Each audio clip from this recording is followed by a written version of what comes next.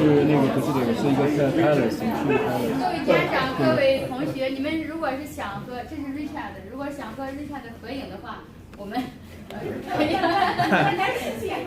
沾点喜气，沾点哈佛气，是吧？那个他那个，因为这么近距离的还是挺少的，这是我们的骄傲。他是叫，我去问他一下啊，是他找，或者还有一个不知道，我们不知道放哪儿。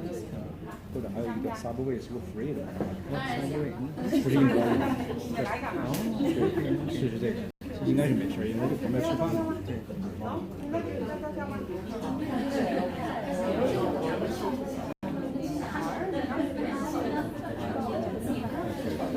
或者说帮你找一下，刚才我看他拿的，我自己去找的，因为没事。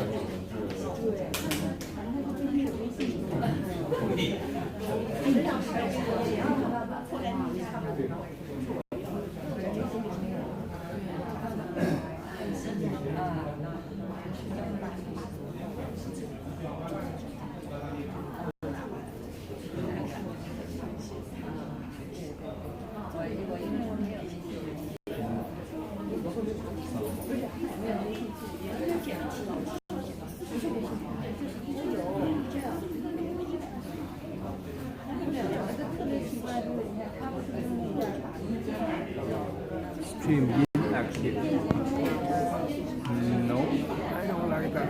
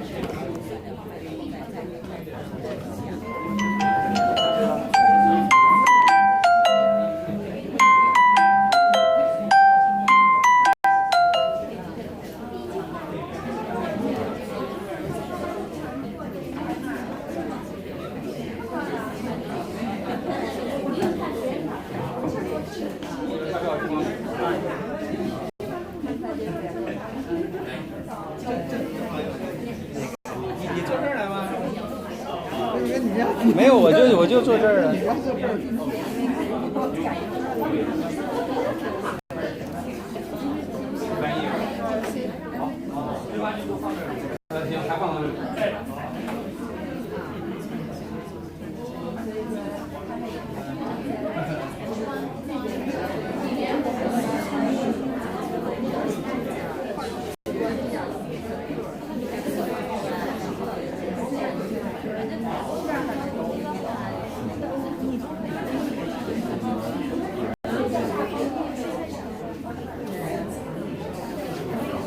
先到的朋友尽量往那边坐，因为他们后边来的人，如果你那边有空座位的话，他们过去影响大家，所以你们来的人往那边坐。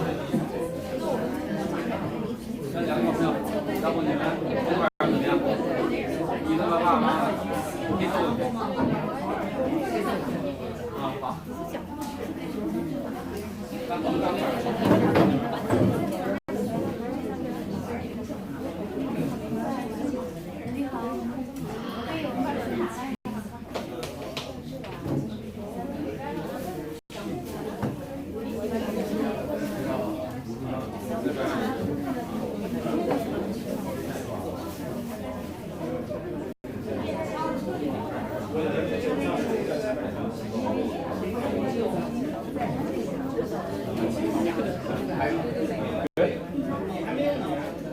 没我这个有了，现在有了哈，可以大家好。只要我这个生意怎么样？你听这声音，你去外边这个谁稍有生意怎么样？生意我现在说话check。我大声说话，现在可以吗？你能听见我说话吗？喂，陆毅，能听见我说话吗 ？check。勉强能听，不是很大。一会儿大家安静。我们现在测试一下直播，因为有30多个人他们报名了，但是也是 waiting list 上，我们前面报名的人没有一个人这个放弃的，所以我们给他们提供这个直播网络直播。你们现在在滑雪群，在停不住群，你们也可以点开看一看。你们让小朋友们可以站到前面看看你家小朋友。现在是他在这里面呢，他在镜头里面就在那个停不住群有那个直播的那个 YouTube 的那个直播的网。我们要谢谢那个张涛。没事，没关系。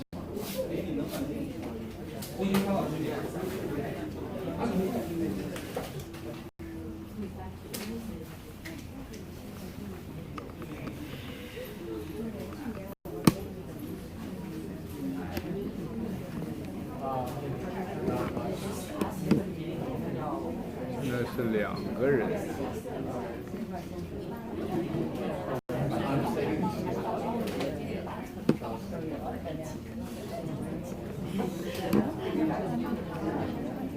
Yeah.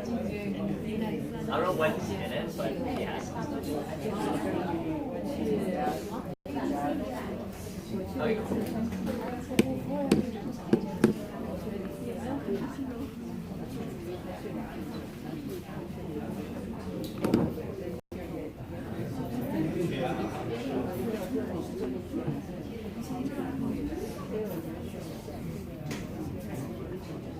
让谁他思考，对，这是为了这样的。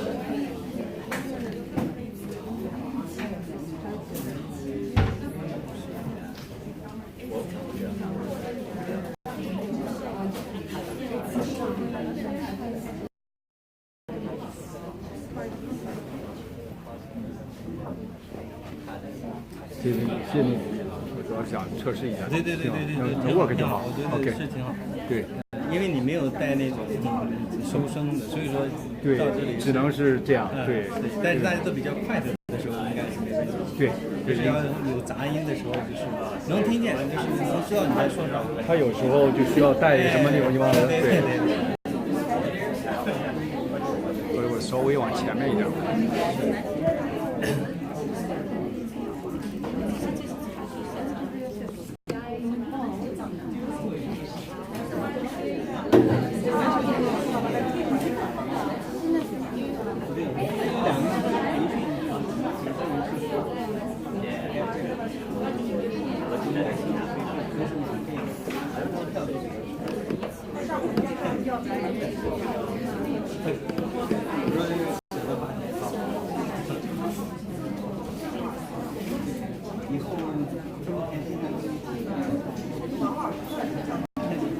大家可以看看自己的手机啊，7点整，我们自己为我们自己鼓鼓掌，祝他们。我们6月30号的时候100人法律第2次讲座也是非常受欢迎，也是没有一个人迟到。今天迟到的人应该是那个waiting list上有些人他们想试试运气所以我们让大家走到里边我们等等这个志愿者，我们就要开始有什么事吗？哎，好没事。那行，那开始前呢，我把一些注意事项说一下。我们这儿逃生通道非常近就在这儿其他的没有通道，这就是门口。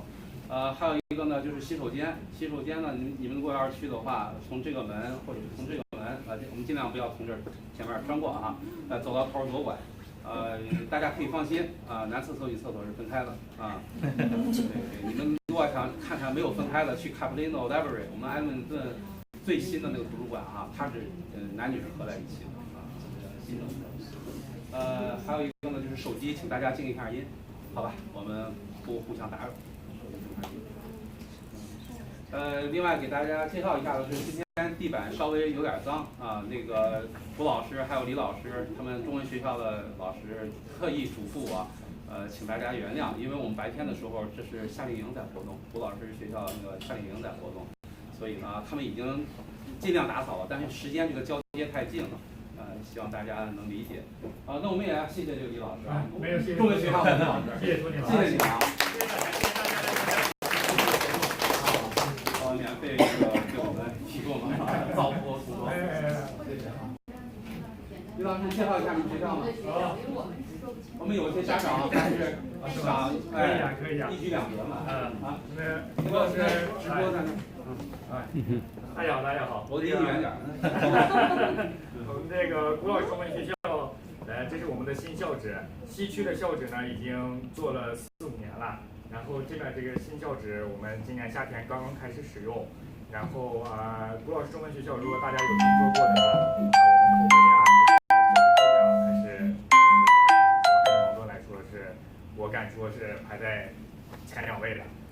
然后如果任何的家长或者是这个有家长的朋友们呢，不管是谁想要让孩子，或者是甚至是更大的这个，我们也有成人的教学，想要学中文的，都可以来我们古老中文学校报名。谢谢大家。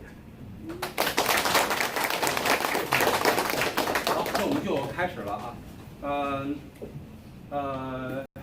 今天我们这个活动呢，也是一些系列活动里边一个，也就是说我们的华人第2代，我们这个重点是在华人第2代啊，我们第1代移民哈，加拿大政府好像对我们也是，如果要是你们奋斗出来了，当然好哈，奋斗不出来，当个普通的这个纳税人也是可以的哈。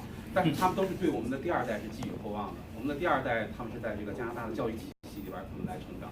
那么我们华人家庭一个普遍的现象就是我们比较注重工科，比较注重就是孩子将来能够过上好生活，能有个好收入哈。那么我们已经接触了很多这个加拿大全国的那些机构，一些就是也是我们华人的这些联盟啊机构，他们就是特别鼓励咱们大家，特别是华人家庭哈，如果孩子他对媒体、他对法律、他对艺术，就是我们以往觉得有点软一点的学科哈，如果要是这个感兴趣的话，我们也要鼓励他们。加拿大的这个社会保障体系还是不错的，另外我们也有奖学金。这个给我们华人家庭选择这些软一点专业的孩子们还有奖学金呢，那么停不住呢，3年半前成立，也是组织了一些活动，大家也很喜欢，所以我们规模也就越来越大，现在有3600多会员吧，然后2年前呢，在一些热心的志愿者这个努力下，我们也有成立了一个面向中学生和小学生的 youth C to C community to connect to community， 然后组织了一些这个针对中学生的活动，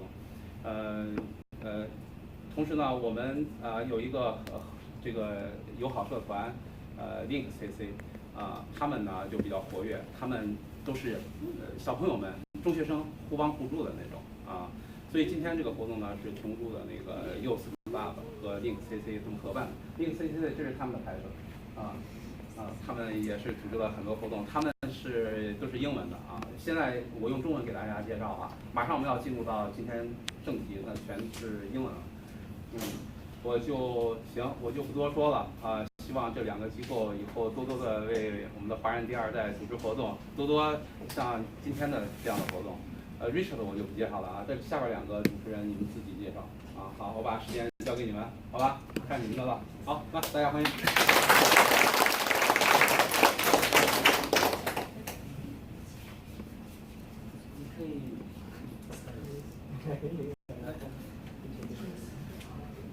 你们2个人站起来吧，你们主持，你们 MC 是你们大家好，我的名字叫 Megan，现在在威廉奥斯伯恩高中上学。你好，我 I'm going to speak in English. I'm not very good at English. My name is Timothy. I attend Old Scotia Academic High School. So first we're going to hear a presentation from Richard's dad. So let's give him a round of applause.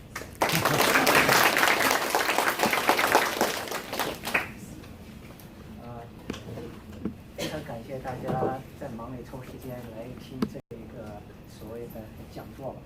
本来呢，我先说一句题外的话，本来这个活动没我什么事儿的，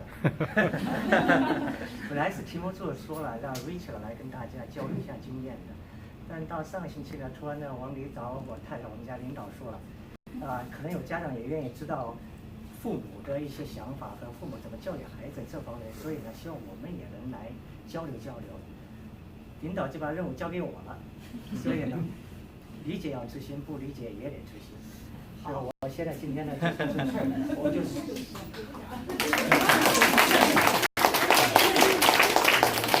所以我也没有什么经验什么之类的，我就是想了一些，就给大家先交流一下，但主要呢就说是大家提问题啊，主要是Richard提问题，因为刚才两个主持人还比较年轻一点，可能比较像，他之前已经问过一下，我就先最简单的介绍一下Richard。Richard 1998年出生，现在他的初中是在 Grandview 这里上的，高中呢是在 Old Scholar。2015年的时候呢，进的哈佛，今年刚刚毕业，然后同时呢考入了 Johns Hopkins 的 Medical School。他的课外活动呢有很多种，但是呢主要呢是国际象棋。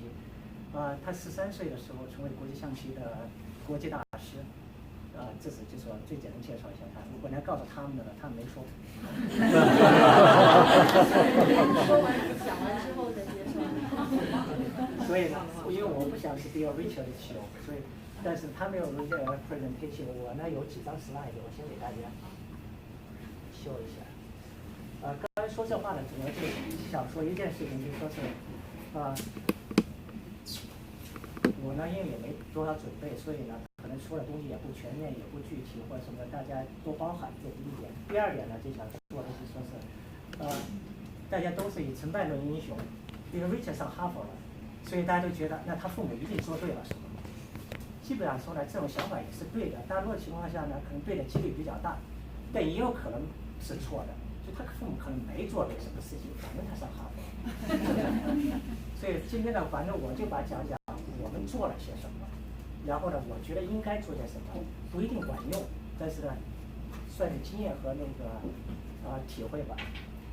第一点我就想，就是大家都想路在何方，成功之路在何方。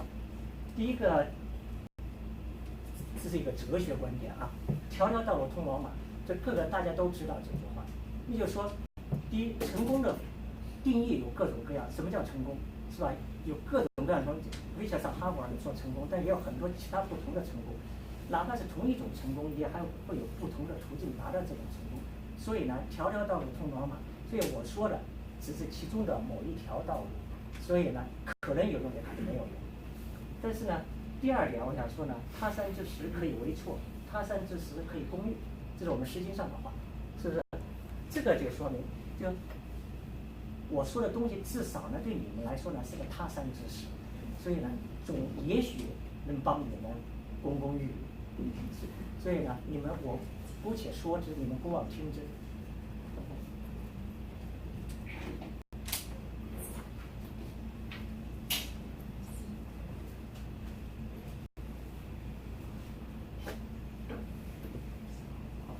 第二，我想我讲几个主要的观点，一个呢就是说，我觉得找为先，要早启蒙、早教育、早参与。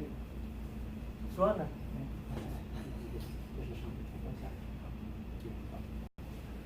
早的好处呢，大家都知道，中国从来都是从幼儿抓起，从小抓起。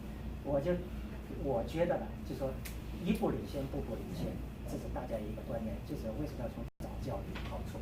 第二呢，我觉得呢，领先呢，孩子领先主要孩子有自信，他有自信呢，他就敢于再接着领先。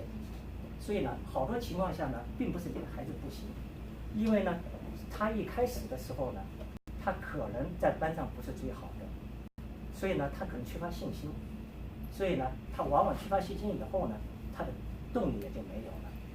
所以，如果你们让他在从小就是在前列的话呢，他这个信心呢，他就逐渐积累了，他就敢领先，他都觉得领先是理所当然的事情，不领先反而不对。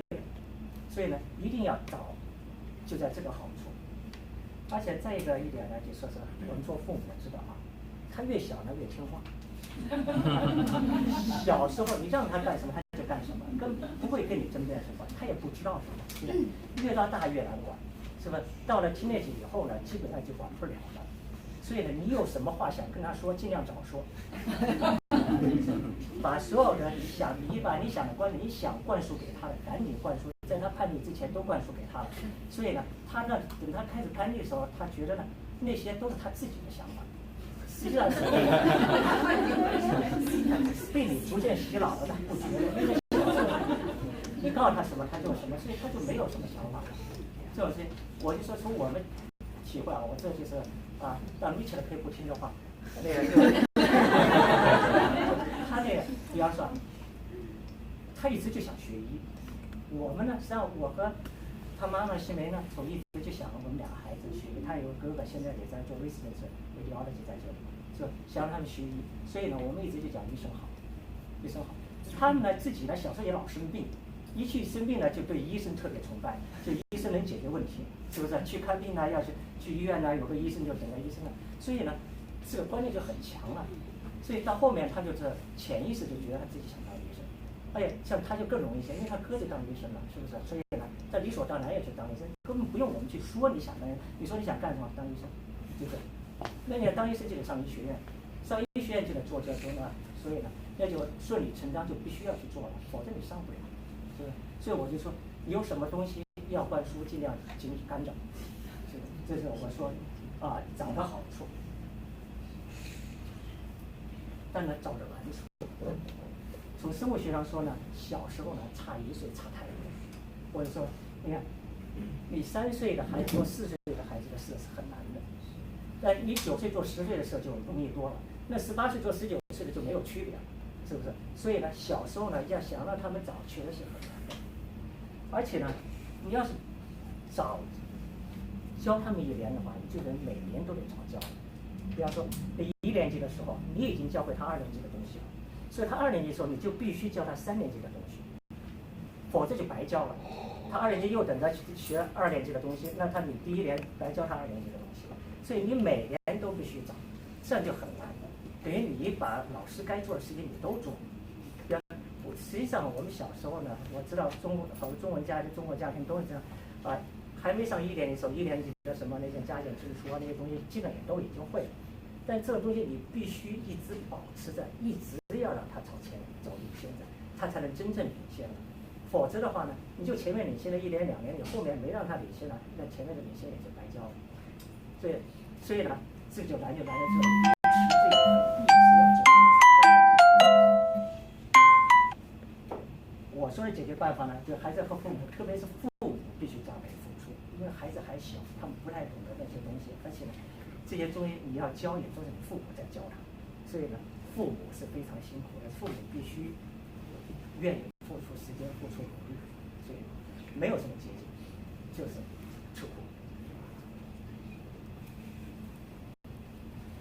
然后呢，就说啊，我从一个很大的方面说，孩子要想成功呢。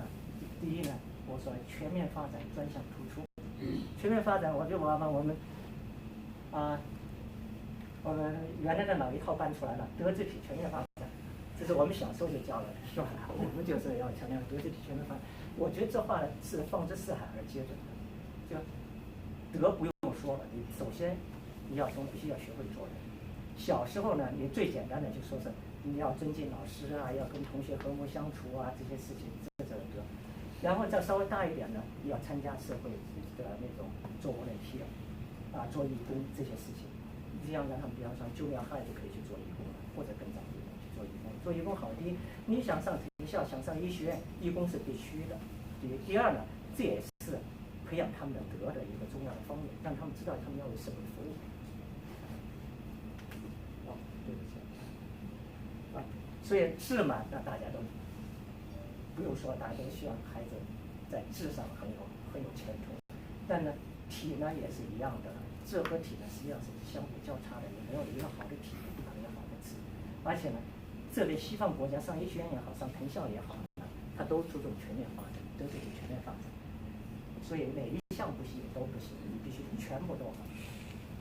另一个讲，那呢，既然全面发展呢，要专项突出，我就说全面发展不同等同发展，对吧？你是各个方面都要好，但是不必要各个方面都一样的好。就说，比方说我的全面发展，就说你德智体各个方面，你在本校或者本班本校都是名列前茅的，这就叫做全面发展。但你专项突出的时候呢，你就不能在班上领先全茅，那没有用处。你在学校领先也可能没有用处，你哪怕在城市里边领先，可能用处也不是那么大。你最好能够至少在省里领先，或者能在全国领先，或者是在国际上也能够占有一席之地，这样才叫专项突出。我知道说起来这是大道理上说，做起来是很难的，但是呢，既然有人能够做到，你们也一样能够做到。是，我从来就不觉得有什么遗传上的区别有多大，其他的区别有多大，就没有什么区别，是有些微的区别，根本就不到完全很容易克服，完全还在是你怎么去努力，然后呢，方法得当又很刻苦，又自然就能够达到你的那个成为。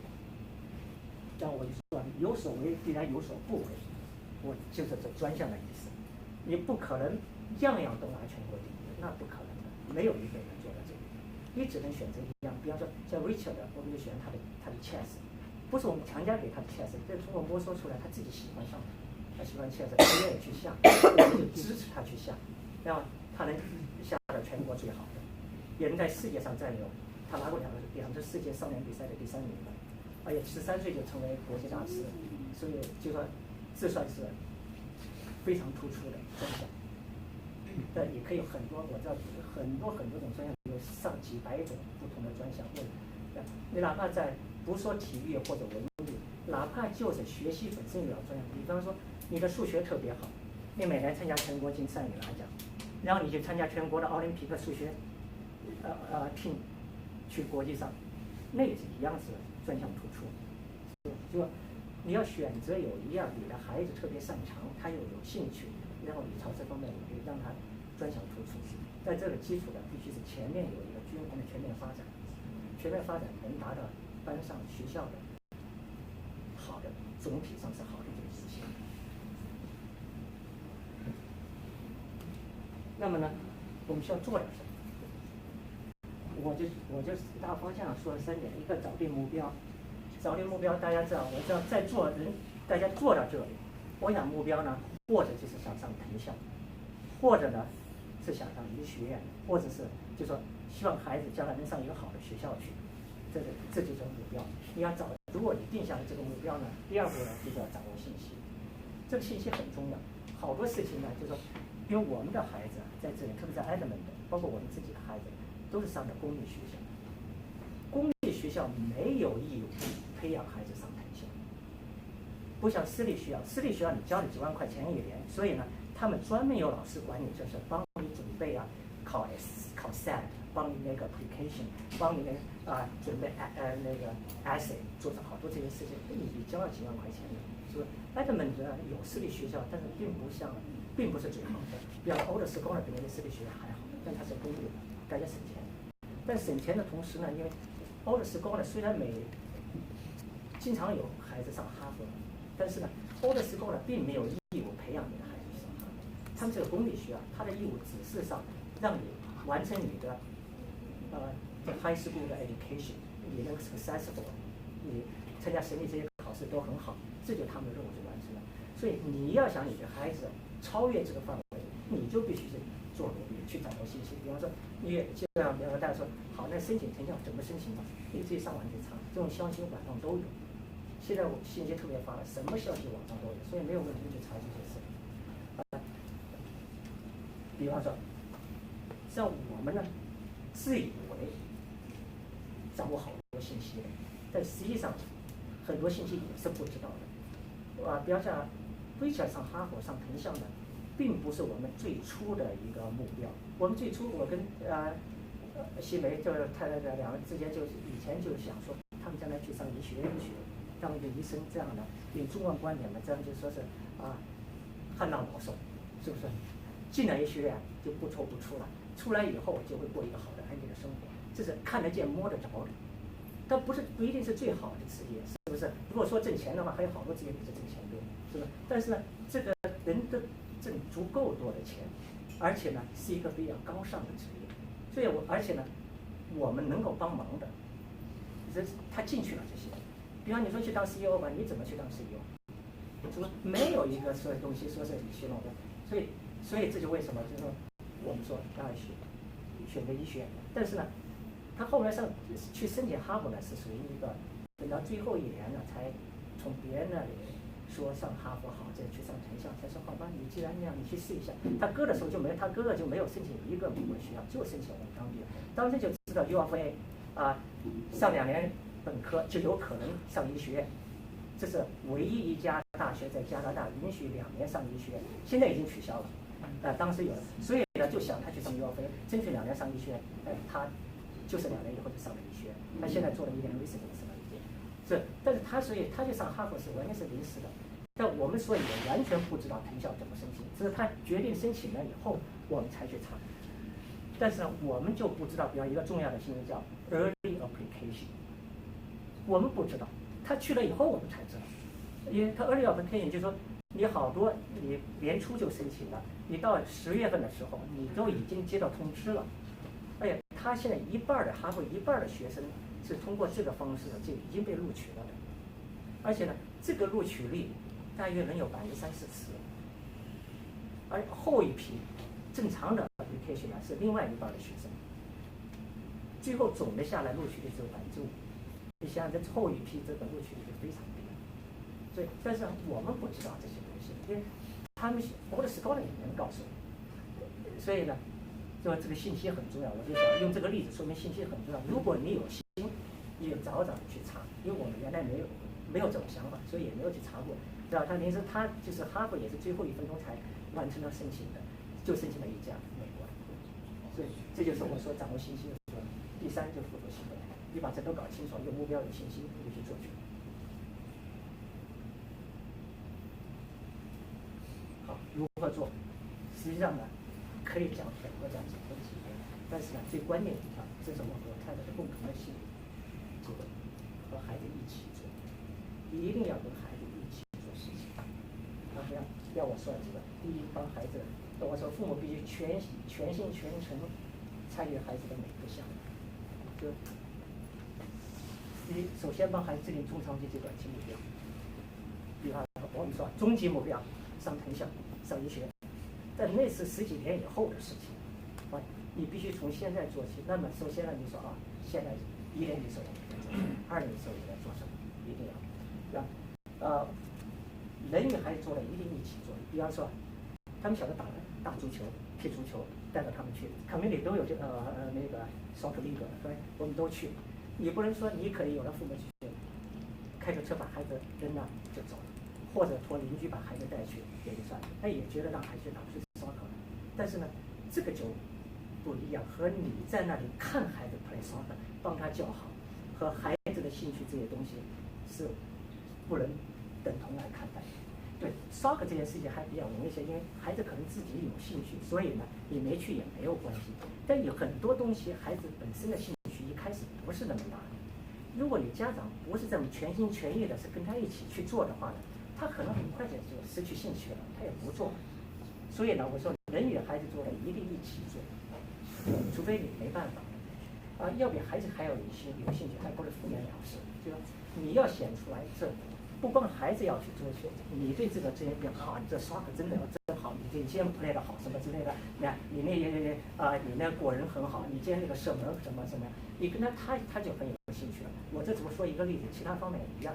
这一个例子我想说的，比方说的，他们从小参加数学竞赛，从大概小学大概5年级或4年级开始就开始有这些数学竞赛，3年级可能就开始有数学竞赛，有全国参加全国的，有的是北美的，有很多名字，有很多不同的名字的，有的学校有，有的学校没有，这样你要跟你的学校问。如果学校本身没有的，你可以问一下怎么参与，他们几个学校都有。他们那个小学呢，我就说是一开始是在万圣布鲁克，后来呢是在Grandview，再后呢是在Old School，所以呢他们都参加这些比赛，所以我们不用担心。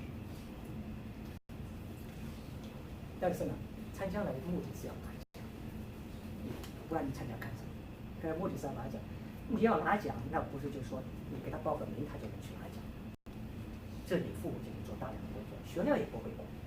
学校不会管这事，学校就是说，最好的学校像Grandview或者 School， 只不过就是他组织学生去考，这他已经做得相当好了。对于加拿大普通的学校来说，他已经做得相当好了。大多数学校连组织都不组织去做去，对，但是他组织去做，你就得去发挥怎么让他们都拿过全国的第一的，就考，那可以全国可以有很多个第一，因为你考满分就是第一的。有时候全国可以某月考试能有30个学生或者20个学生、10个学生都考得满分，就都是，是不是？他们是这样。所以你呢，只要比方说某一个考试，那个考试，你到网上一查，往年的考试题目都在那里放啊，你就把它都download下来，你让你孩子去做去。他做上10份、20份的考题，他自然所有的这些题目也就都见过了，他再去考就容易多了。而且数学竞赛的数学题和在中学的正常学的数学题那完全不是一回事情，是不是？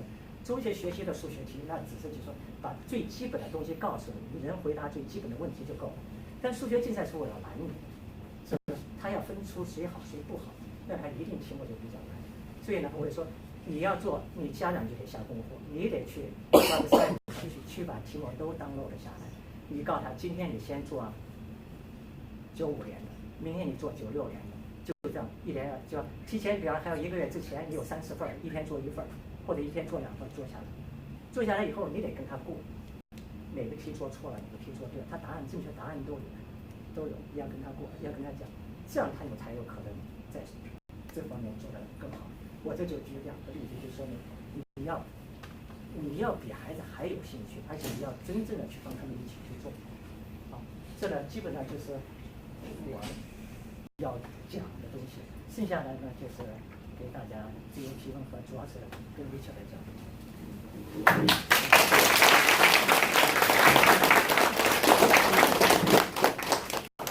我就是问一个问题，就是说那个您跟孩子一起做，就碰着那么多，然后有时候是不是有时候觉得孩子会觉得，就我的孩子就觉得有时候帮的太多了，他就有这个怎么就是感觉到什么时候是对，好，帮的太多，帮的太少的呢，是要按结果来说话。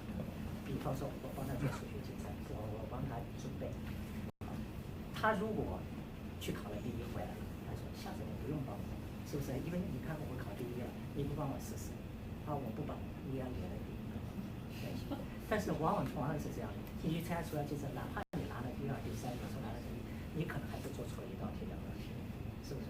而且这个呢，再一个这方面呢，我就说是我个人呢，因为小时候呢也对数学感兴趣，数学比较好，数学比较好的，所以呢，数学竞赛题目呢，我很容易，比方特别他高中的我就不行了，但初中以下的问题不大，问题不大，所以呢，就说也有资格去教他的时候，所以这往往就说，我就说是结果，如果你什么都是最好的，你说不用你帮忙，那我自然乐得不帮忙，你去做去了。但如果你不是最好的，你说还不用我帮忙，那你给我个道理，是吧？你这不会，你说你不让我教你，那就没有道理可讲，是不是？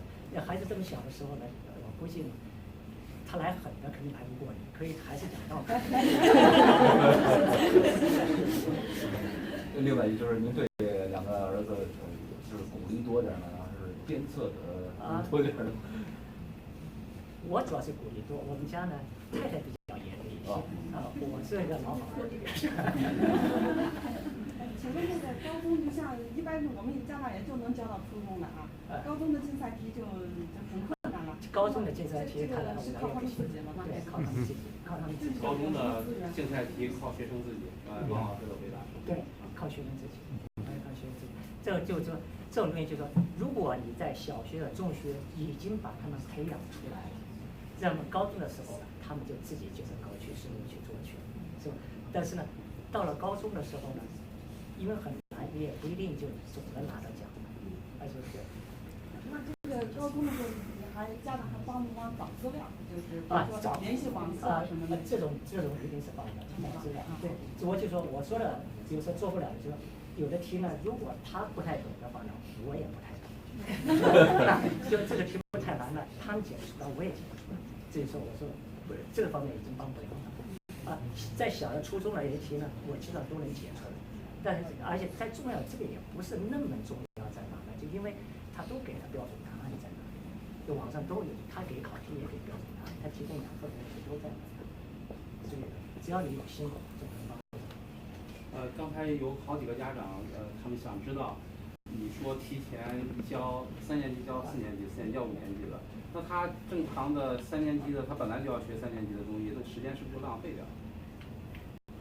你可以这么理解，因为所以呢，这种东西有2个方面，是第一呢，就说呢，比方说他呢很小的就先学他找他学认字，英语好学。要让太太来说的话，他就老说知道我教他读 banana， 如果他会拼了，他就知道 banana 是什么东西，因为天天说 banana， 知道 banana 是香蕉，是不是？只不过他不知道怎么写。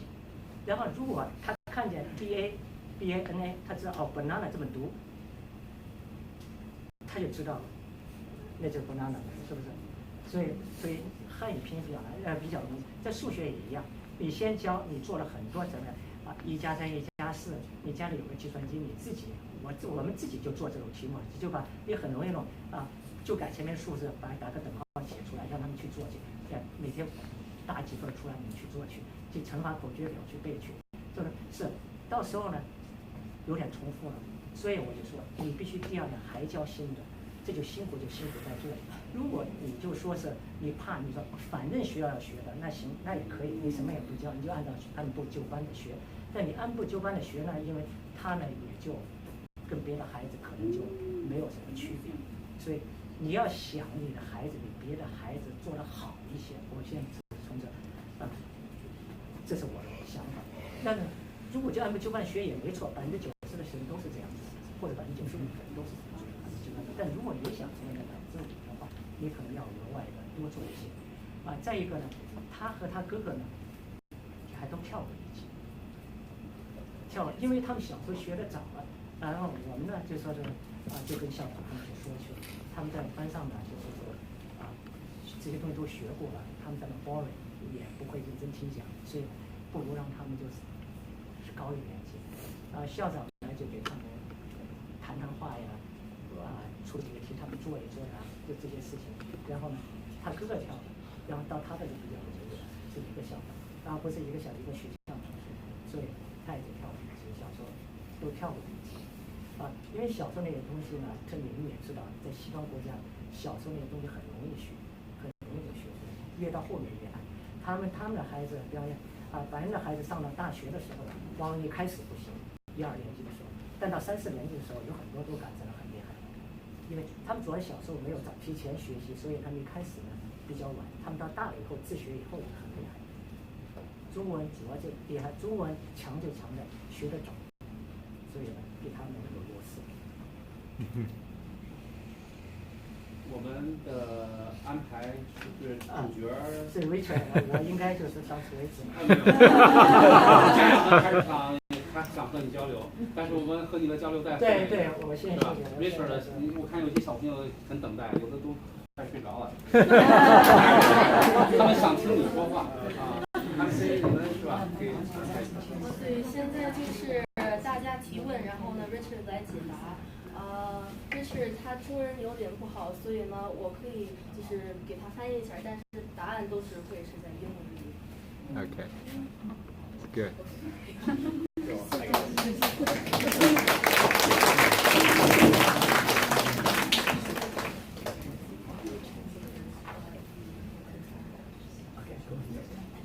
So we're going to start by asking him a few basic questions, and then if you have some more niche questions you specifically would like to know, you can ask those yourself. But first we're going to start off with, again, a few simple questions just to cover the basics. So firstly, why did you choose Harvard as university? Why I chose specifically Harvard? That's a good question. I don't even know where to start. Well, I think like first of all, I think Harvard in itself as an institution is pretty incredible. It's a once in a lifetime opportunity to not only be able to go there, but also be able to interact with other students who have done incredible things, and to talk to the professors and the people there. And it really is just like an incredible once in a lifetime opportunity that I didn't want to let slip. Also, it was a good way. I don't know, growing up in Edmonton for like 15, 16 years, it was like a way for me to kind of move out and kind of experience like college life and kind of grow up in like the later formative years on my own, which I think was not only, you know, like more fun. I don't know how to say that, more fun, but it also, you know, it definitely helped me grow a lot, like more personally, and like helped me socially develop as well, I think.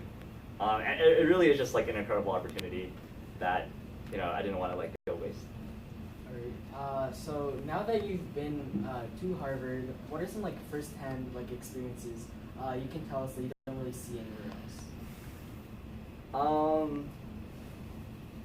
Yeah, I'd say most of it has to do with, you know, the kind of people you see at Harvard, because, you know, what separates Harvard from, you know, like any other school really is the people.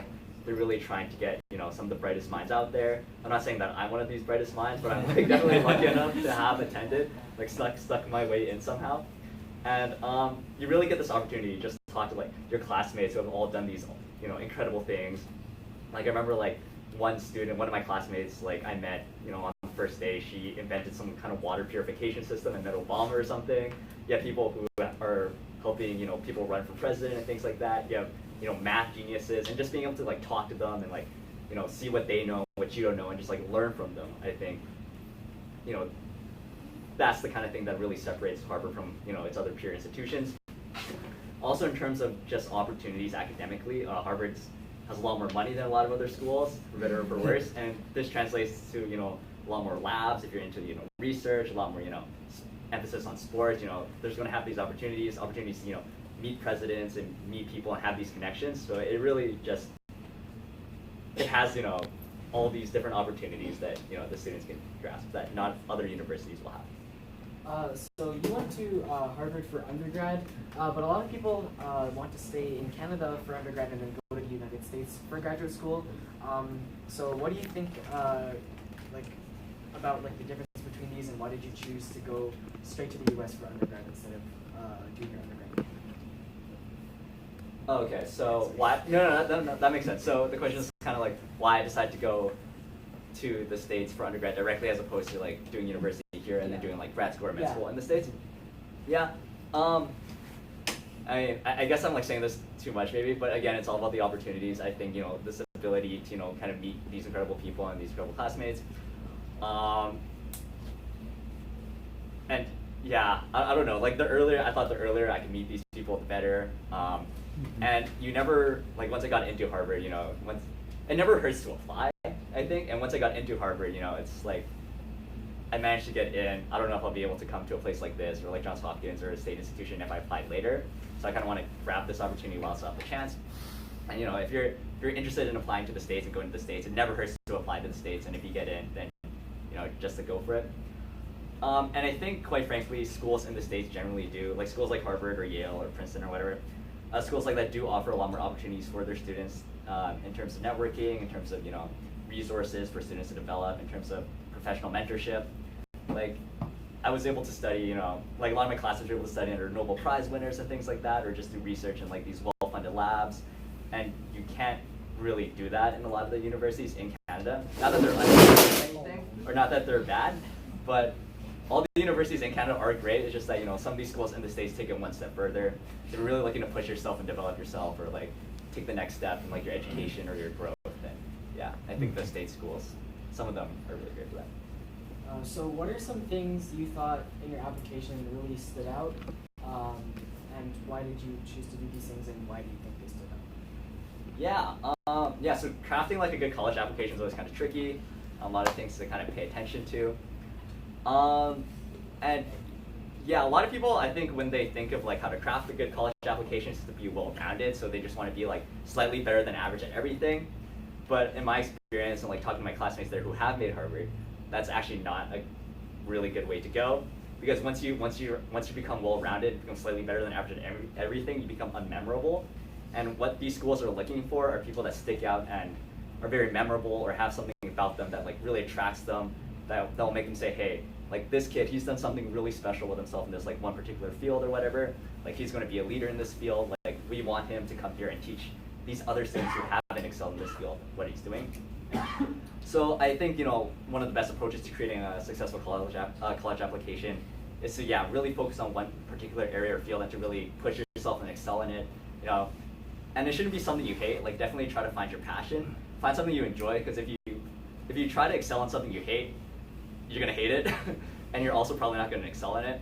So try to find a passion. So for me, that was definitely chess. A lot of you guys probably know that about me already. I played chess for like pretty much my entire life. I loved it. You know, traveled internationally. You know, pushed myself to study every single day. You know, worked at my craft, like try to get really good, and I managed to get like pretty decent results. And I think that, you know, really stood out for Harvard and the people on the admissions office team. I also think I really pushed myself in terms of, okay, let me back up a bit. So I said having a well-rounded application is not that good. So that's actually false. You do want to have everything, but make sure you do stand out in one particular area. So I still tried to be well-rounded in the sense that I had a good GPA, I maintained a good GPA, I got a good SAT score, I still did volunteering, you know, I did sports, I did curling, you know, I was involved with like school leadership and things like that. So I did have all the like minimum things to have. So I was well-rounded, but I also had the thing of chess, which really like pushed me over the edge, which schools like Harvard and Princeton will want. So yeah, so when applying to state schools, yeah, definitely hit all the bases, you know, get a good GPA, get a good SAT score, you know, get involved with volunteering, leadership, you know, get comfortable like public speaking, because you're gonna have to interview, you know, they're really looking for people who are comfortable, you know, strengthening their own community and whatnot. And then focus on one thing to particularly excel at. So for me, how I went about it was, you know, I just made sure I did everything. I studied, I did curling, but I also just really focused on like, on chess and like trying to make that as great as possible, and then I highlight that in my application, which they're really impressed about. In your memory, do you remember for any time you don't want to do something, but your parents force you to do something, so it's valuable for you in the long term? You still remember that? Yeah, probably all the time, I think. You love chess and math, right? Yeah, I do now. But yeah, I definitely, like, I don't think, like, definitely wasn't for my parents. I don't think I would have gone into chess, because, like, I mean, I love it now, and I wouldn't, like, it's like a part of my identity. It's like, I can't think of myself without chess. But definitely when I first got started, I'm like, what is this board game? Like, what is this? You know, like, how do I learn? And your parents are there to teach you and stuff. Once you taste the words. Yeah, so once I got a taste of chess, yeah. I realized that I really enjoyed it. So yeah, I don't know. I'm kind of conflicted, because I do always encourage kids, because I'm like kind of a kid myself, you know, follow their passions and do what they want and things like that. But I also recognize that, like, as kids, you don't really know what you want. So it does help for your parents to, like, this is to the kids out there, it does help for your parents, you know, sometimes push you to do something, you know, just like give it a go, experiment it, even if you don't think you like it at first, because you might actually end up really enjoying it. But also to the parents, if it's clear the kid's not enjoying it, then, you know, kind of like back off. Because it's really about, because again, you're not going to be able to excel in something, if your kid is not going to be able to excel in something if he or she doesn't love what they're doing or passionate about it. Like if I ended up hating chess, I doubt I would have like pushed myself to keep studying chess every single day by myself and things like that. So to answer your question, yeah, I think like pretty much everything I probably disliked at first, just because I was like a 7-year-old kid, and like I didn't want to listen to my parents, I guess. But yeah, I think, you know, persevere, work together with your kid, you know, try different things and like experiment and see like something you guys like both really love, and like most importantly your kid really enjoys. Like even if it's something like electric guitar and you're like, I hate electric guitar, but your kid really loves electric guitar, you know, just support him and like help him like excel and push, and you know, and that'll like help him maybe stand out in a way, yeah, and like find his passion. I'm wondering, you have studied 1 year. Yeah. So do you feel difficulty after you studied in the like writing, English writing, or social study? Do you feel any difficulty? That's a good question. I don't. I certainly your math is top 1, right? Top 1%. But do you feel? Oh, I don't know. Certainly, my English is only like top 20%, no longer like top 1%. Then how you improve? You Yeah. realize that you no longer. Yeah, definitely I'm not that good at writing compared to math probably. But I think it's less important to be amazing at everything than, especially for like English and writing. Like I know me myself, I'm not like a poet or anything. Most of my classmates, like 99% of my classmates are like probably at my level of English or like similar. So they're not like crazy good at English. Like some of my classmates are like amazing like writers and stuff like that, but they're not expecting that. I think honestly, like I don't think I'm really good, but I don't think I'm like terrible either. I think just like what I gained from like class in school was like sufficient for like helping maintain a level. Get the mark. Oh yeah, get a mark. Like read a lot. Like kids read a lot. I don't know. Like that's always gonna help you. You know, like read. In terms of like just skipping a grade, you know, influence my ability to handle like certain things. I don't really think so. That's also because I skipped a year fairly young, so I was already like I honestly can't even remember like grade 2 really. So I think like after I skipped it, I was young enough that like I already got used to kind of the rhythm and like used to like grade 2 English and grade 3 English or something like a year ahead.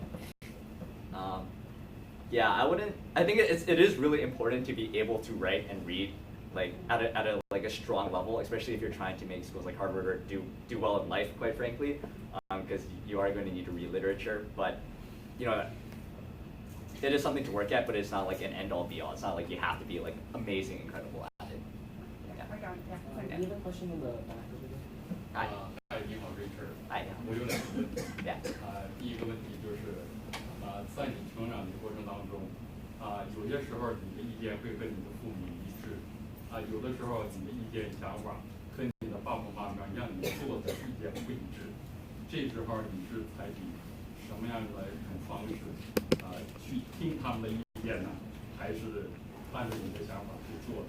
特别是在你junior high 的时候。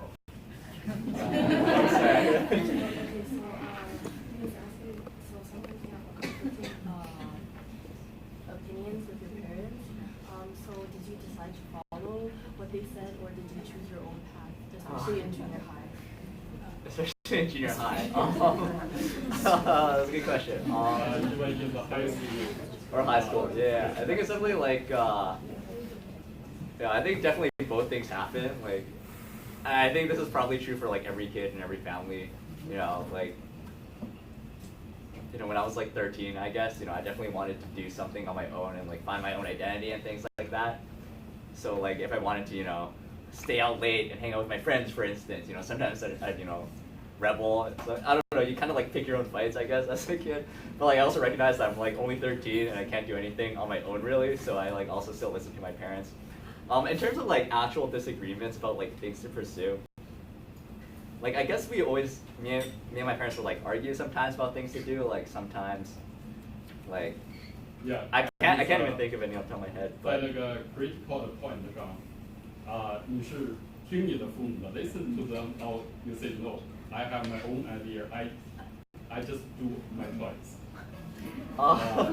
Okay, I think I was pretty. Yeah, that's a good question. I think I see what you're asking. I think I was pretty fortunate in that like. Generally what I wanted to do, my parents were supportive of, and what my parents wanted to do, I would like agree with, which was just like play a lot of chess, which I loved, and like do well in school, which I also wanted to do. But I know a lot of families, for instance. Is okay, but just disagree is wrong. Yeah. Yeah. So for instance, if I want to play like electric guitar or something, and my parents disagree, like what would I do? Let me think about that for a little bit, because I was trying to like think about like strong disagreements we had. Okay, that's okay. I don't want to waste the other person. Oh no, that's. I just want to know. Right now, you grow up. Yeah. 当你 review 的时候，你现在想一想，你父母给你的那些 idea 或者是 advice. Yeah. If you come back that age, is you will follow them or you will don't follow them. 我就是说，你爸爸妈妈当时给你的意见，是你认为在你成长的过程当中，现在回头看 review 的话是对的还是错的？ I would say like 85% Dway. Like, I don't know. Like, I mean, there's some things that I think like definitely could have been improved or better, but like honestly, that's like you're probably not gonna get better than that anyways, because you don't like as a kid you don't know anything. As your parents, they don't know either. Like it's a journey for both of you guys. I think this time, and it's hard to say like if I go back now, knowing that I turned out like okay, right? That like would I change anything? Because I don't really know. And I think these are one of these questions that can't really be answered because you are going to have disagreements with your kid, and I think regardless of what I say, like these disagreements will happen, and all you have to do is try the best with your kid and like work through your problems. Like everything's going to be different, like every situation is going to be different, so like what I say is probably not going to be applicable to like your family, for instance.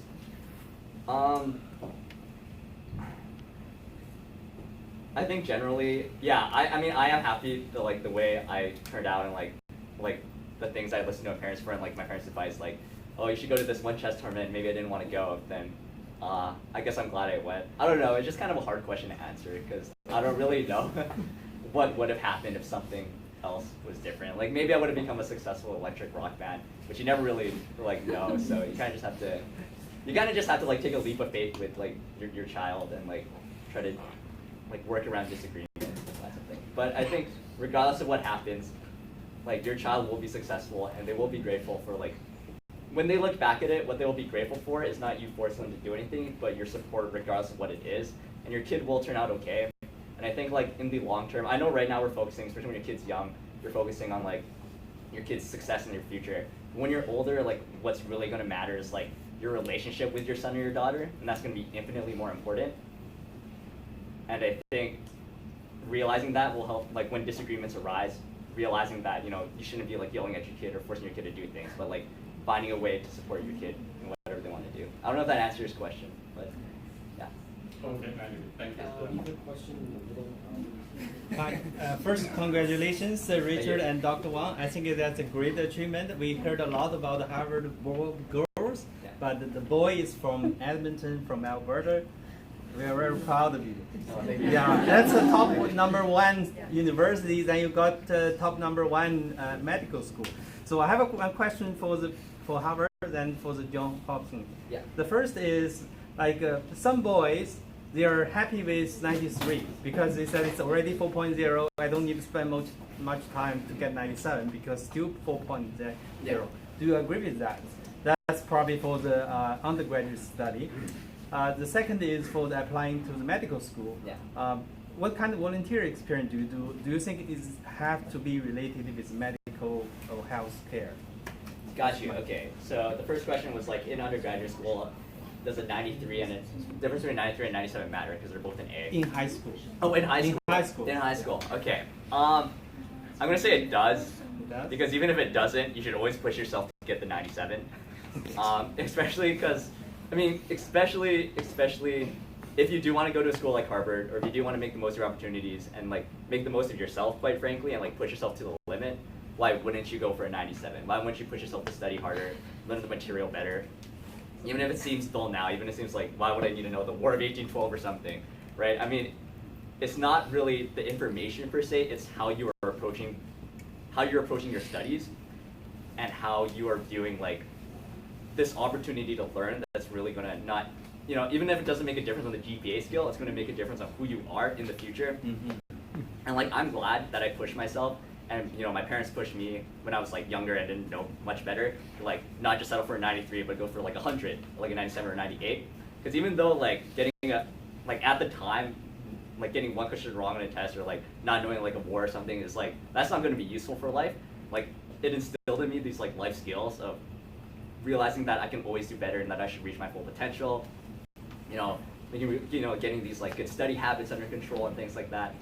So I think even on a GPA scale, if it doesn't really matter, if like you just submit a 4.0 and like universities like see a 4.0, whatever, they don't really look into it. I think it does matter on like a personal scale and in the long term, pushing yourself or like, making your kid realize that, in the future they will need to push themselves because, the parents won't be there anymore. And if the kids are just used to, hitting the minimum possible requirements and then like giving up or just like not pushing themselves any further, that's not going to be enough. They really want to, excel and like push their field or become leaders or, do things like that. Especially if you do want to apply to schools like Harvard, because I think if there's one common thing that unites all students, like all the students are different in their own unique ways, but there's one thing that connects all these students that they're driven to be the best possible version of themselves. Mm-hmm. Regardless of whether it's chess or it's math, or something, they will be on their craft and make sure it's the best possible thing that they can do. So if you're listening to this, work hard, don't settle for less, even though it's easy to slack. I slack a lot too. But just recognizing that, you got to push yourself. You got to make the most of yourself because you're only young once. You only have this one singular life. So, why not try to be the best that you can possibly be? Oh, thanks for saying that's very important for the kids. So you had a second question, The right? second question is about applying to medical school. Right. What is like a volunteer experience you did, and does it have to be related with healthcare? Oh yeah, no. I would say it doesn't have to be. Okay, first I should say this because a lot of parents probably want their kids to go become doctors and stuff like that, and a lot of kids want to be doctors and stuff, so I should just address the elephant in the room. Make sure you want to be a doctor before you apply to medical school. Because like, even I don't really know what a doctor entails yet, but I'm pretty sure this is like a decision that I'm not going to regret, but I don't know yet. And if it's a decision you're going to regret, like if you clearly are going to dislike medicine for the rest of your life and you clearly like hate biological sciences, like medicine will kill you because all you do every single day is biological sciences and reading research paper, things like that. So like also parents, if your kids tell you they like absolutely hate science and they want to do like computer science, you know, that's totally fine. Your kid can quite easily distinguish themselves with a successful career in computer science or any other field. So I just want to like address that first because I know a lot of kids feel pressure, which I think is kind of unfair. Okay, so back to the question. Yeah, so I think applying to medical school is similar to applying to college. You do need to hit like certain check boxes. You need like a GPA, a standardized test, you know, volunteering, you know, research. These things are all important. In terms of volunteering, they do, at least for American medical schools, they do want to see some volunteering related to like medicine and things like that. Because yeah, so medical schools have the same, you know, we'll say the same things as I did because they will want to make sure when they interview you, they want to make sure that you're 100% know what medicine is like and you're ready to go down this path, this lifelong path.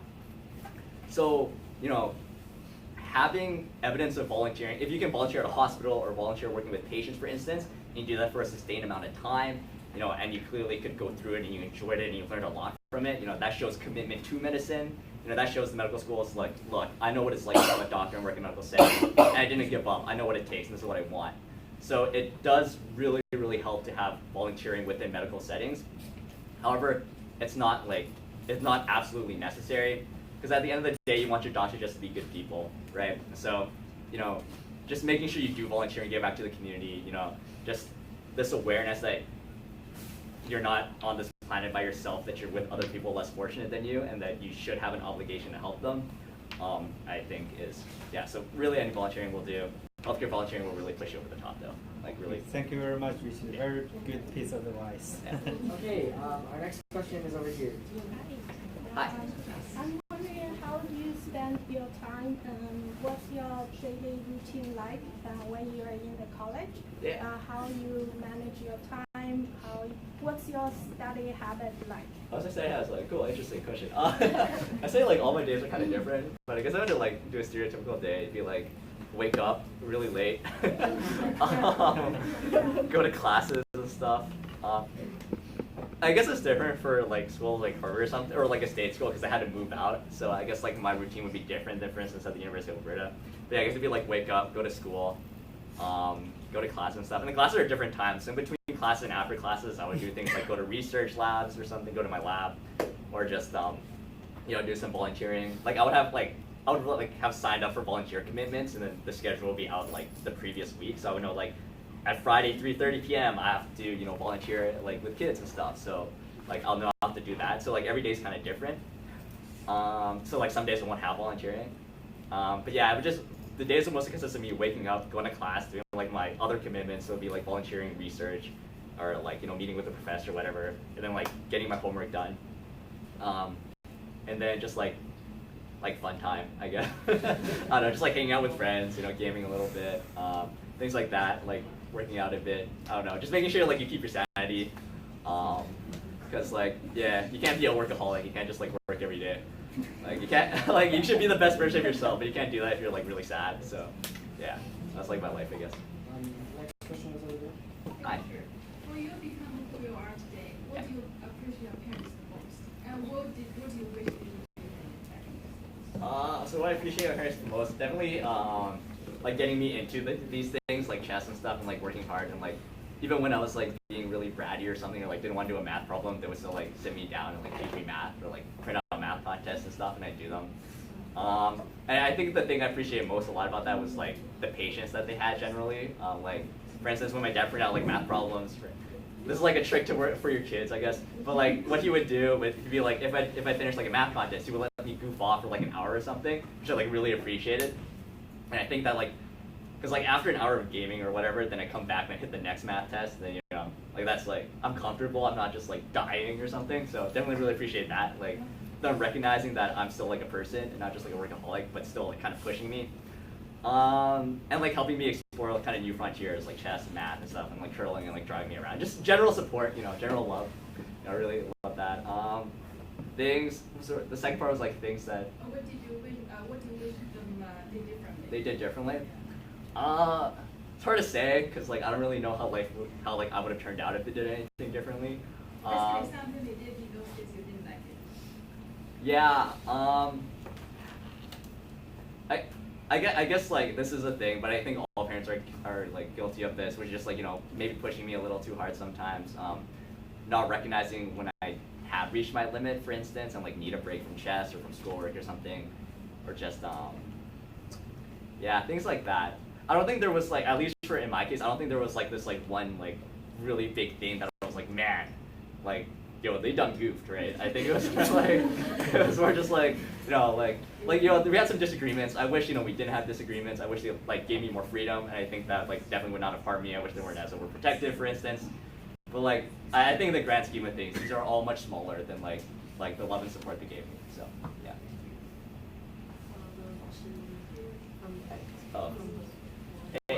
What separates your average professor from a professor of the higher end? So like one from Harvard or MIT. Oh, what like distinguishes them? Like what kind of separates them? What do they do differently from your average professor? Yeah, I think again it goes back to the like not just for like Harvard professors, but also Harvard students, which is this desire to like be the best version of yourself and push yourself better and things like that. And you can see it in the professors too, and this attitude kind of manifests within the professors and it kind of encourages Harvard students to also push themselves. Like the professors there are, I mean, like first of all, they're absolutely brilliant. Like Harvard only gets the best of the best professors. Like these are like Nobel Prize winners. These are like geniuses. These are people who have like, successfully defended like a PhD thesis at like 22 or something, which is crazy. I don't know if you guys know that, but that's like absolutely crazy. And they're absolutely brilliant. But I think the one thing that, yeah, again, separates them is that they are motivated to, be the best in their field, to be a leader in their field. So when they're not teaching, they're not like slacking off or like just like teaching kids or things like that. They just like after a class, like my professors, they just go straight back to their lab and start doing more research, because and it's not just because it's not because they want to get results per se. It's more because they want to keep doing this because they have a passion for like being at the forefront of their field at like developing like medicine or like developing like nanotechnology or like doing CS research and things like that. And I think like I'm not saying like other university professors aren't like that or lazy or anything, but I think that is like at Harvard is like very apparent that these professors are like not only pushing themselves, but like also pushing themselves in their work and also encouraging their students to do the same. And in my personal experiences, professors at Harvard are much more willing, and these schools like Princeton, Yale, whatever, these top schools, are much more willing to help you out and give you mentorship. Like if you reach out to a professor at Harvard, for instance, being like, hey, I want to join a neuroscience lab, they will like work really hard to get you a neuroscience lab or accommodate you, things like that. And I've heard like a lot of horror stories about like U of A or like other more public, like larger schools, where the professors don't really care about the students. And I think it is very rare to find a professor who does not care about their students at these top level institutions, because these top level institutions only want professors who can make sure their students excel to the best of their ability. Yeah. Okay, Richard, during your study time, do you face up any pressure? How do you solve the problem? Sorry, what's the question? Pressure. Do I have pressure? Yeah. When I study or just in life? Study. When I study? Yeah. I guess I think yeah, there is some pressure. Like I gotta do well on a test, I gotta do well on my homework, right? I want to make sure I learn this stuff properly. So, like, if I do face a situation in real life, I'll know what to do. For instance, so I guess there is pressure in that, but it's not like too much stress. I would say like yeah, I do want to do well on tests. I do want to make sure I know all the material to the best of my ability and things like that. But honestly, like if I do know I have a test coming up, I won't like stress too much about it. I'll just like make sure I've studied enough, if that makes sense. Like I'll allocate like 2 days or like 10 hours or something to studying, and then I'll be like, yeah, I think that's about enough. I'll probably know the material well enough. I've got a strong grasp of it, and then I'll just kind of move on with my life and do other things like research and stuff. So I wouldn't say there's like crazy pressure where I'm just like thinking about it in the back of my head all the time. But I think there's like sufficient pressure for me to stay motivated to to study. Yeah, I don't know if that answered your question. Sorry, I feel like that was a bad answer, but I do feel pressure. Yes, sometimes. How do you How do I deal with stress? Yeah, that's a very good question. Very applicable to everyone, not just kids, but also adults and things like that. How to deal with stress. A lot of my, this is actually like a very serious topic. So a lot of my classmates do have like mental issues like depression and like anxiety and things like that, just from like overstress and overwork. Like, you know how I mentioned like what separates Harvard students, you know, always wanting to be the best and like pushing themselves. If you take that to the extreme, that can definitely have like an effect on your mental health. So you always gotta like remember that you are still a person and not a workaholic. You're not a machine. So you do need to take breaks. So yeah, a lot of my students have like had to like, you know, get counseling and things like that because, you know, the stress was too much for them. They put too much pressure on themselves to do well, things like that. And I think the best way to stay like relatively stress-free is just to have a balanced lifestyle. So for me, that just involves a lot of like hanging out with my friends a lot, making sure that like I game a little bit. So I know like parents hate gaming. Maybe I shouldn't be saying this. Like, I'm banned for saying this, but like I think gaming is like a decent way, you know, relieve stress and stuff like that. Especially if you're gaming. Well, I only game with friends. So really, as it comes to like friends and having like social groups and stuff to go out with, I enjoy going out, enjoy like playing basketball and stuff. It's really just making sure you have personal time and not like kill yourself. Yeah. Yeah. How much time you play gaming? I should have brought it up. I don't play a lot of games, guys. Kids don't play a lot of games. Yeah, this is like can of worms. It's not like a fix it. Like I don't go into like a week being like, yo, I'm gonna play like 5 hours of games or something. It's more like, did I get all my work done and stuff? Like, can I afford to play a game or two or something? Or like, how much hours of sleep do I want? You know, it's like, you're always gonna ask these questions. Yeah, a lot of questions.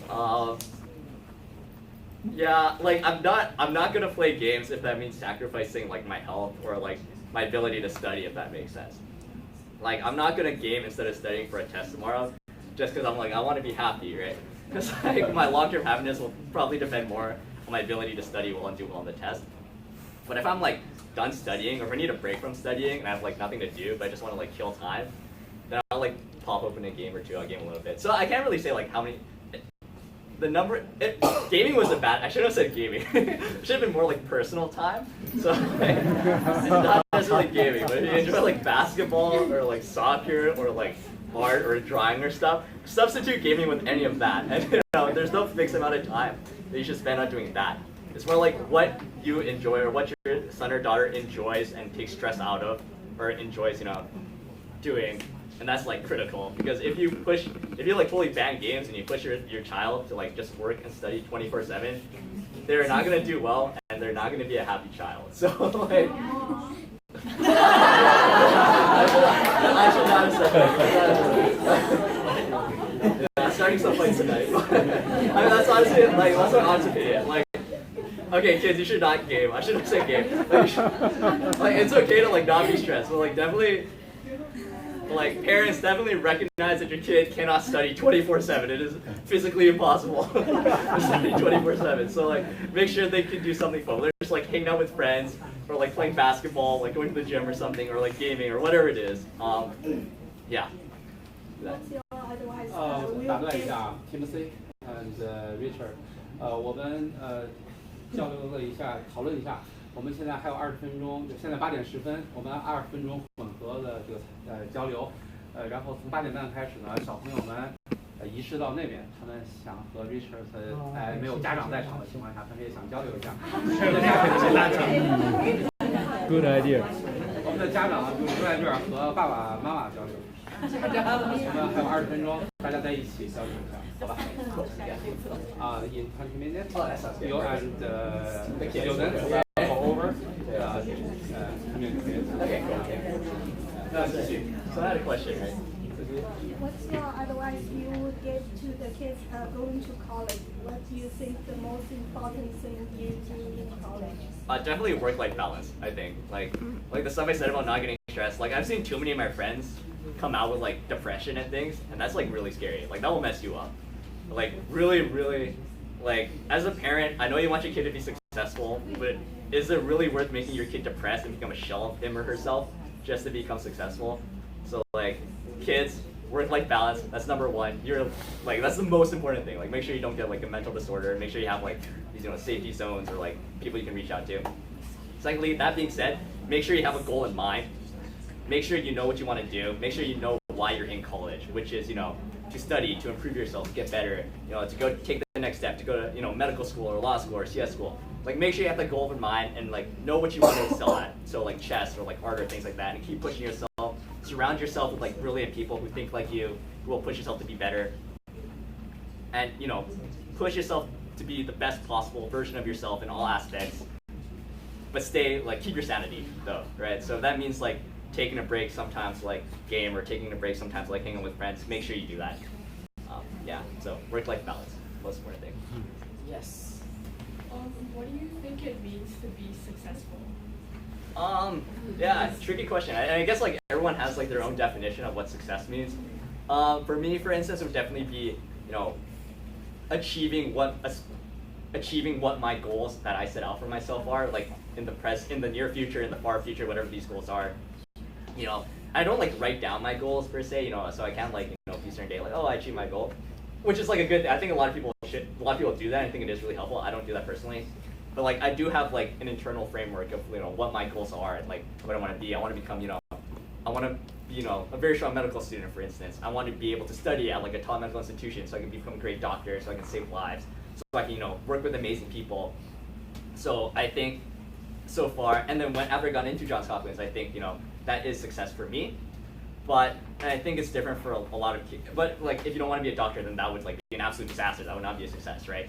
If you want to be, like, a great computer science student or something, or a great pianist or something, you set these internal goals. If you meet them, I think that's what defines success. Did you take any AP exam when you I actually didn't take AP, so I took IB, so International Baccalaureate, which I think is similar to AP. So I did take IB courses, which did, like, teach me more, like, kind of, like, push you a little bit. They teach you more in IB, they push you a little bit over the edge and stuff. And it is, like, slightly more impressive. If you are applying to, like, college and stuff like that, it is slightly more impressive to have IB. Or AP, it's, like, kind of equivalent. So I did do that. I did full IB except for social studies. So I did almost all IB courses. Yeah. Definitely helps when you apply. When you took the mix, what time did you took the Gauss 7, the first Canadian math? What age? I was in grade 7, right? So. He's 1 year younger than the rest of the students. He's one grade, right? So grade 7. When you say grade 7 will be year 6, that's 13, 12, maybe 12 or 11. So the first Friday, you got the full score? Did I? I can't remember. He took twice as a second, I can remember. I took grade 7 and grade 8. We got 4 months. Yeah. And we went to the One King's Way education building to get the reward. They have a big trophy. That's for the number 1. And by that trophy, you did not kiss. You put your names on top. I can't really remember, but I guess I didn't take it like 1 minute. Yeah. He got 1 first place. The other one did not got first place, but also got award. Did you take any, like, American math?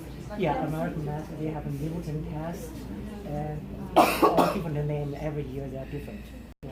Any physics? Any physics? I didn't take any, like, contests. Always in the U.S. Right? Did I take physics courses, or like? There are physics competitions. I did not do any physics competitions, but there's pretty much competitions for, like, any field. Like, a lot of my classmates are like math Olympiad or physics Olympiad or chemistry Olympiad, like, finalists and things like that. So, like, if you are looking yourself to, like, distinguish yourself in a way or excel, like, that's definitely a very viable, like, very tried and true method. You made it To what, sorry? AI. Oh, I did not know. So I, like, didn't really focus on, like, competitions and stuff. Like, I did, like, Gauss and stuff on the side, but, like, that wasn't really what I enjoyed. Yeah, it was mostly chess. Yeah, like, I recognized that I didn't love, like, taking, math contests. So, like, luckily my parents didn't push me to do that because I think I would have absolutely hated it. Yeah, exactly. No, exactly. Yeah, I gotta choose. Yeah, so I chose chess. Yeah. So in the future, if you have a question, can you raise your hands? Because, like, sometimes people are raising their hands and then if you just talk, that they don't get to ask the question. I think I saw, like, a hand somewhere. Yeah. Hello. Yeah, you are really a success. Yes, you do everything, especially in the test. But when you at the high school at Arizona, I think that you have a lot of time to attend participate at competitions. So how you can choose your IB class with not conflict with the other course, and also when you go to the undergraduate to the Harvard, is any course you can. I mean, any course you can as equivalent for the first year undergraduate. Yeah. So this is kind of like how did I balance like my schedule and stuff like that. So I think this is the first, like how did I balance my IB courses and like my chess and stuff. No, maybe not. Yes, but for your IB. Yeah. Yeah, you said that you only skip for the social, right? Yeah. But with your competition and your IB class, how you balance your time? I balance my time. Yeah. And IB course in the final year, did you have the IB diploma? IB diplomas, yeah.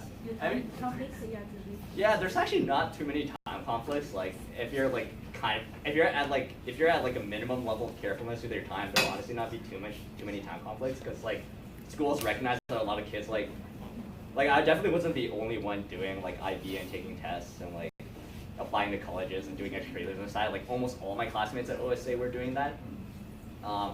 So this is like not a unique problem, and I think so. The school definitely knows that everyone's doing this. So the schools, like Wolfsgona, for instance, I'm sure all other high schools will be like generally pretty good at accommodating students and making sure like IB and stuff doesn't like overlap. Like for instance, if I ever had to go for a chess tournament or something, I could just like tell my professors, and they'd be like, okay, cool, like we'll postpone your exam or something. Like I think most professors and like schools are reasonable about this, so time management generally wasn't too big of a problem. Yeah. Sorry, I don't know if that answers your question, but I would like generally I wouldn't like worry about it too much. Like your son or daughter will generally, there will be time for your son or daughter to do everything, provided that he or she is motivated enough. Like definitely. And how about the following question? Is any course equivalent for the undergraduate? Oh, are there any equivalent courses that like classes that like in high school you they're? as an IB, Oh, I see. Yeah. Actually, IB actually helped a lot in this regard because I think a lot of my IB, so applying to medical school, you have to take prerequisite courses, which is like chemistry, biology, physics, and things like that. And a lot of that is kind of just like IB or like AP, whatever your school offers. So like AP Bio or IB Bio or AP Bio will be similar to like your prerequisite bio, which you have to take in college anyways, or like. And like physics, for instance, I mean, college, they do take it a little bit further. Like you'll have like active labs and things like that. They expect like a higher level of understanding of the material, but that's like fundamentally the same. So definitely, I'm very thankful that I did IB, like physics, for instance, because I had to take physics again in college because I had wanted to apply to medical school, and like I'd seen all the material before. Like I need to know it a little bit better and things like that, but like that foundation was very useful. Yeah, so IB was very good. Did you skip any course just because you take a credit? Like, did I skip? Oh yeah, did I place out of any courses? I don't think I did. Yeah, I ended up just like taking all my requirements. Okay. I definitely could have placed out. Like a lot of schools in the States will have like a language requirement, which I could have placed out of. Like I don't know, like a lot of you guys take French or anything, or like Chinese. Like you could place out of that. I didn't, but yeah, if you do IB or AP and you do well, you can place out of stuff. So yeah. Thank you. Yeah. Yeah. In high school, what factor did you feel that you're most vulnerable to like stress? In high school? Yeah. Honestly, didn't think I had a very stressed high school. Like, I think, this is gonna sound kind of bad, but I think like in general, I don't live a very stressed lifestyle for the most part. like I think I enjoy life a lot. So, and I think it's like a lot because I do like hang out with like my friends a lot, or just like game, or just, or like game with my friends, or just like make sure I enjoy life a lot. So I don't think I was that vulnerable to stress.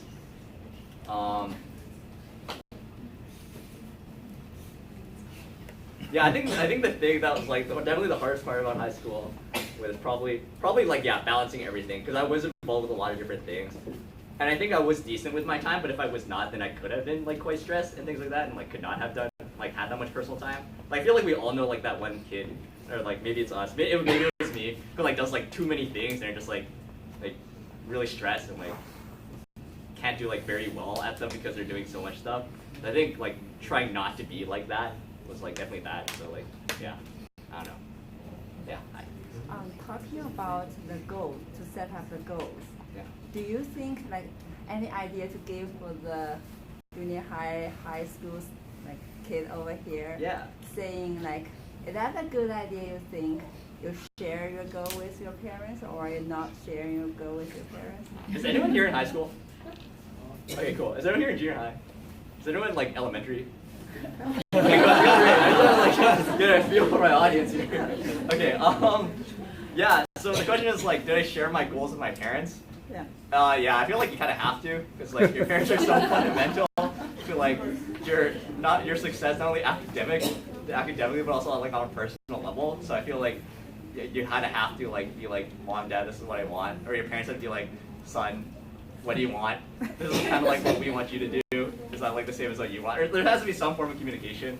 Like if there's no communication, then like if you are like a son or daughter, for instance, and you don't communicate what you want with your parents, then like next thing you know, you're doing something you hate for the rest of your life, because your parents don't know what you want and you don't know what you want. And your parents don't know that you know what you want. So it's just like kind of messy. So like you definitely do have to share. Like there has to be communication, I think, optimally. Yeah.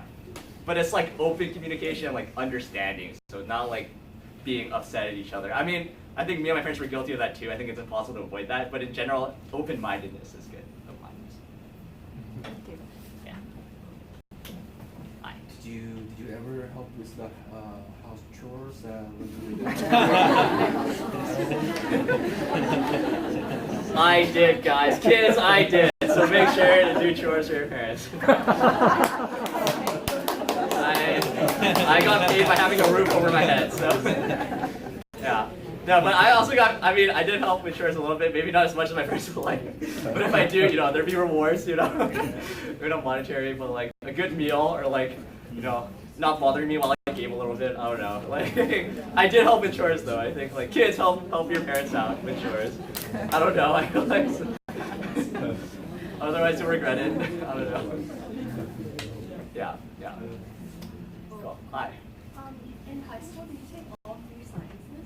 Yes, I took biology, physics, and chemistry. Those are the 3 sciences you're talking about? Yeah. Yeah. Do you think it's like really important to take all of them if you have a wider choice? Definitely depends on what you want to do. Like, because I wanted to do like, even if it was a middle school, I didn't want to do something science related, so like research. So I like took all 3 science courses, and I wanted to learn all 3 sciences. Like all 3 sciences, like if you want to do something like academic within sciences, like all the sciences are intertwined. Like you cannot be a really successful biologist without knowing anything about chemistry or physics, and like vice versa. Like if you want to be a good biologist or a medical doctor, you will need to know like drugs and chemistry, or like how syringes work, which is physics, for instance. So like if you want to do almost anything like that, you do need to have like a basic fundamental understanding of all the sciences. That being said, if you have like no interest in the sciences whatsoever, like you took all the sciences and you absolutely hated them, and you're like, yeah, I want to become a computer scientist, and like these classes will have absolutely bear no relevance to your life. I would say your time is better spent, instead of doing like a chemistry class, to do a computer science class, for instance. So it's not like you remove that time immediately and just like drop all the sciences. If you're dropping these science classes, replace it with something you want to do. I don't know if that makes sense. So you're always spending your time on something worthwhile, whether it's sciences or stuff. I mean, I'm biased. I think regardless, everyone should take all the sciences, just because I feel like it's so foundational to knowledge and like how the world works. But yeah, make sure you're spending your time wisely. If you decide not to do science, make sure you're doing something like English or like whatever. Yeah. When did you start to prepare to apply for the Harvard 4 years university? You start from the junior high, honestly, or your parents help you set up, give you target for say you do this, do that, you just follow it. Yeah, honestly, like I wasn't like thinking about applying to Harvard. I think my parents had like better idea of me applying to Harvard. Like they had this goal in mind, like when I was like a lot younger. But honestly, like the idea of applying to Harvard really didn't materialize until like a month before applying. So which I don't know if that was like a bad answer, but like I don't know, like the stuff I did, like chess and like volunteering and things like that, was because I actually wanted to do them, not because I was like these colleges will be able to tell if like you do things just so you can get into Harvard and like drop them all, or like you do things because you like kind of wanted, like because you want to do them. So I think my parents definitely like encouraged me to do things like volunteering, and that I was like not into at the time, which I'm really grateful they pushed me to do so now. Like I'm really grateful they like pushed me to study hard and do volunteering or like try to do curling, things like that. Things I didn't appreciate at the time, but and I guess they probably had like a vision of like me doing well in life that I did not have when I was younger. But in terms of like actually like deciding to apply to Harvard, it wasn't until like very recently. But like because my parents helped me do these things, I was in a position to be able to successfully apply to Harvard. If that makes sense. Your parents have the plan, you just follow them and follow you. Yeah, I wouldn't say I followed. I think it was like mutual. Like what do I enjoy? Like what kind of volunteering do I enjoy? Like things like that. Like I did follow their lead on certain things, like getting started with volunteering. They're like, hey, you should help out your community. And I was like, yeah, you're totally right. So there's like that part. But I wouldn't say like I just like blindly was like, yeah, dad, mom, you guys are right about everything. I'm just gonna follow you guys. Oh, look, Harvard application. It wasn't really like that. It was more like we worked together. We found out what I enjoyed. I worked hard at what I enjoyed. My parents were supporting me. And when there was an opportunity to apply to Harvard, I realized that I had already set myself up for success, if that makes sense. Yeah. Do every US famous university students all have to be like a volunteer job, or have to they can do the in high school and do part-time job, or? Yeah. So there's actually no set formula. I kind of said like it's good to be like have a little bit of everything and be like pointy, not like excel at one thing. Sorry, I call that pointy. So if you imagine like a ball, you don't want to just be like a big round ball. You want to be like a ball with a really sharp point. You want to excel, and that point's where you excel. Yeah. So but there's no set formula though. Like I know some of my classmates definitely did not do any volunteering at all, but they're absolutely like math geniuses, for instance. Or some of my students don't do math at all, and they're like terrible at math, but they're like amazing like football players or something, for instance. So yeah, it's really less about like following a formula. Like you should hit all your bases, but again, like choose something you're passionate about and like really make sure you go for it and excel at it and like make yourself stand out somehow. So whether that means like you can stand out in volunteering, you can like set up charitable organizations and make a real impact in the world, and that's incredible. Like that's like great, for your kid and for the world and stuff. That would be noticeable to Harvard or whatever. But yeah, like I hesitate to say like you should do volunteering I should hesitate to say you must be volunteering or you must have a high GPA, because the reality is you don't have to. But like, why not volunteer and help the community? Why not get a good GPA? Why not do sports and improve your health, right? So like these kind of things. Yeah. Last question. Hi. Yeah. What do you do for volunteering? What do you do for volunteering? Yeah. Throughout junior high and high school. Yeah, I did a bunch of I did like a smattering of things. Like I volunteered at like Good Samaritan Society, which is like this elderly residential care. So it's like taking care of elderly patients and things like that. I also did a lot of volunteering related to chess. Oh, here's the thing: if you're applying to college, try to tie your application. This is for medical school, around a central theme, because that will make you seem like a more devoted and complete person than if you're thinking. So for instance, my volunteering, I did a lot of chess volunteering. I volunteered at Empty Gear Chess Club and taught kids and things like that. And I did chess ambassadorship. So by tying a lot of things to chess, it really emphasized my point, my spiky point, because I tied everything to chess, which really helps. If everything is too random, it's gonna find a hard way. If everything's kind of connected to a common theme, it is more apparent that you are doing these things because you love them and because you have this goal in mind. If you're doing totally completely random different things, admissions officers are gonna be we're pretty sure this kid just picked up a pen and randomly chose things to do because he wanted, because he felt he had to do them and then just picked them. So, and this is also this is even more important when applying to medical school. Make sure you can tie your theme around something. Yeah, do something find something you're passionate about. Do some volunteering in there, excel in there. Do some teaching there. Yeah. Oh, sure. I could. Yeah, I don't mind. Yeah. One more. No more questions. No more. Oh, okay. Never mind. After this is good. But no more after that. Hi, I'll take your question. Yeah. Sorry, not sure if I missed the information. What major did you study at Harvard, and was this very stressful? And what did help you get accepted?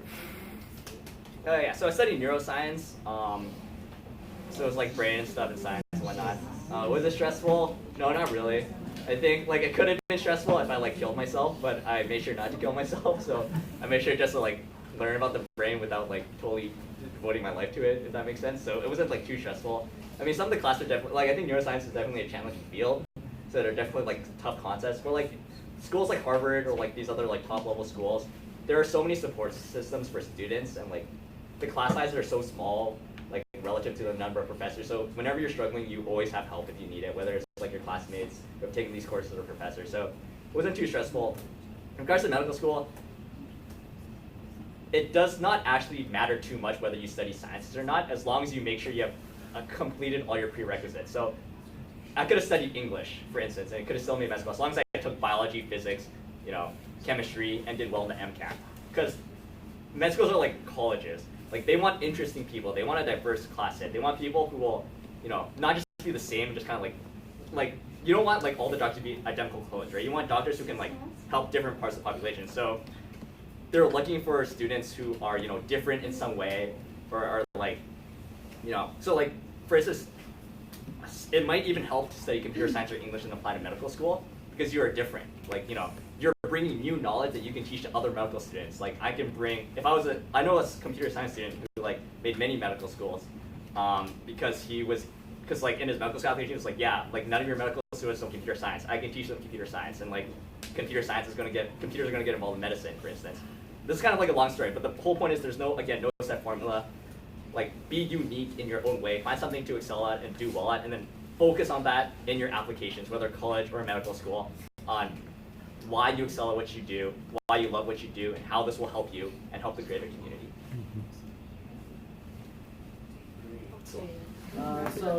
We're gonna split the children and the adults now. So that people can ask questions without feeling pressure from their family members.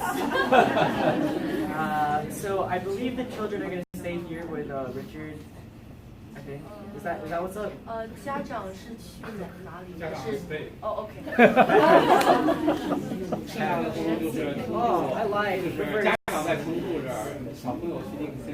Oh, yeah, the parents get to chill out with us. Yeah, and the parents can ask questions. Yeah, so if you're a child, just like climb in here, I guess.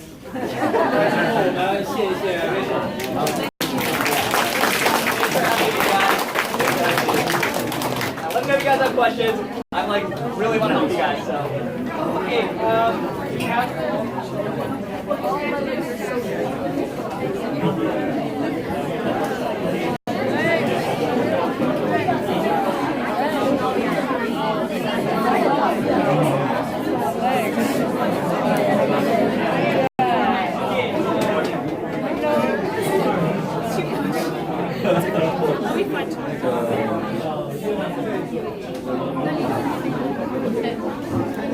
Thank you.